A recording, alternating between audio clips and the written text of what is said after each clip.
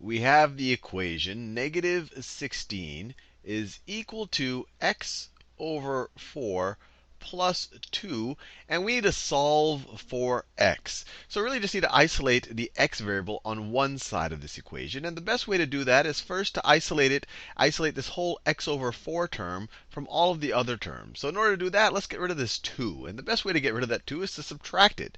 But if we want to subtract it from the right-hand side, we also have to subtract it from the left-hand side, because this is an equation. If this is equal to that, anything we do to that, we also have to do to this. So let's subtract 2 from both sides.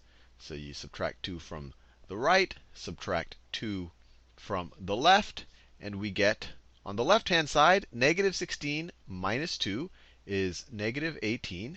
And then that is equal to x over 4, x over 4. And then we have positive 2 minus 2, which is just going to be 0. So we don't even have to write that. I could write just a plus 0, but I think that's a little unnecessary.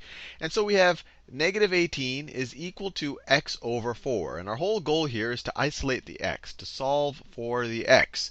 And the best way we could do that, if we have x over 4 here, if we multiply that by 4, we're just going to have an x. So we can multiply that by 4. But once again, this is an equation. Anything you do to the right-hand side, you have to do to the left-hand side, and vice versa. So if we multiply the right-hand side by 4, we also have to multiply the left-hand side by 4. So we get 4 times negative 18 is equal to x over 4 times 4. The x over 4 times 4, that cancels out. You divide something by 4 and multiply by 4. You're just going to be left with nx. And on the other side, 4 times negative 18. Let's see, that's 40. Well, let's just write it out. So 18 times 4, if we were to multiply 18 times 4, 4 times 8 is 32. 4 times 1 is 4, plus 1 is 72. But this is negative 18 times 4, so it's negative 72. So x is equal to negative 72. And if we want to check it, we can just substitute it back into that original equation. So let's do that. Let's substitute this into the original equation.